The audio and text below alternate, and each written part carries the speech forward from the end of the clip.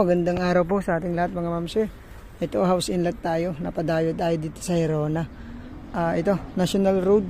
Siguro 10-20 nasa 60 meters lang. National Road ka na. From Tiplex to mga 10 to 15 minutes. Ito yung bahay, titignan natin. May sukat siya na 440 square meter. May 3 kwarto. Baka magustuhan nyo ito mga ma'am sir, kasi napakalapit po ng National Road from Manila. 2 hours, less than 2 hours yung drive papunta sa property na to. Kagandahan nito mga ma'am sir, nakabakod, Philippines yung kanyang property. Pwede tayong mag-alaga din ng mga manok kasi may mga alaga sila, hindi nakakalabas. So gated siya. Tapos ito, nakabakod hanggang likod.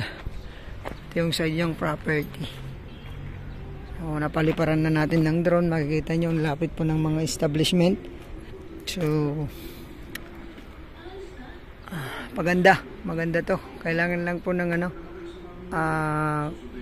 siguro linis lang yung pintura, medyo siya. Tapos bubida naman okay naman po. Tapos yero, pintor lang. Tapos ito naman parang ganito to. Ayan. Tingnan po natin yung likod, may mga mangga. Saka si ate dito. Ito santol. Yung malalaki ba to ate? Malalaking santol. May bunga na rin, apple mango. May mga bunga na po. Tapos may nyog, yan, nakabakod po ang buong property. Meron rin po silang duhat. Tapos ito, nakakalaga po sila ng manok. Kasi nga, fully fenced yung kanilang, Tapos ito naman yung likod. So, pwede pang isang bahay po dito kung tutuusin sa part na to. Tara po, pasukin natin po yung bahay po nila Lanay. Baka magustuhan nyo. Ito yung kanilang kusina. May nawasa? Wala kami nawasa. Pero meron dito. Oo. May nawasa pero hindi lang naka-install. Pero Jetmatic yung gamit nila.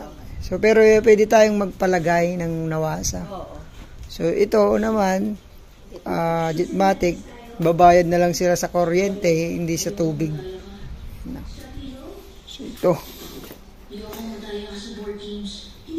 2 kwarto. Parang ito yung pinaka niya na salas po. Maluwang po ang salas nila. Wala po ng boundary. Hindi mo naman pinaglalaroan eh. Tapos yung kusina nila, ito po. Kusina. Anong may iwan dito na yung mga rep? O bahay lang? Bahay lang. Pwedeng buksan ito na? Buksan. Ito yung unang kwarto. Nakalak. Tulak po ba? Ginawa niya ng bodega. So maluwang pala. Bali 3 kwarto. 3 po ba? 3. Kulang lang ng pintura, no? Kuya? Ito, maluwang po yung kwarto nila. Pwedeng dito po yung anak niya, ma'am. Tapos ito naman po yung CR nila. Maluwang po din, no? Tapos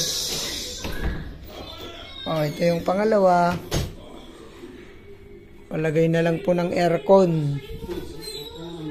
Hindi po nakatiles dito sa loob na. Ito yung pinakamalaking kwarto dito. Ito naman yung pangatlong kwarto natin. Malamig dito. Malamig pala pagbukas yung So lahat ng kwarto kailangan po ng pintura. Oo. Tapos yung magandang pintura na rin dito sa side para maging kwarto hindi po siya naka-tiles. Dito ba naka-tiles na? 3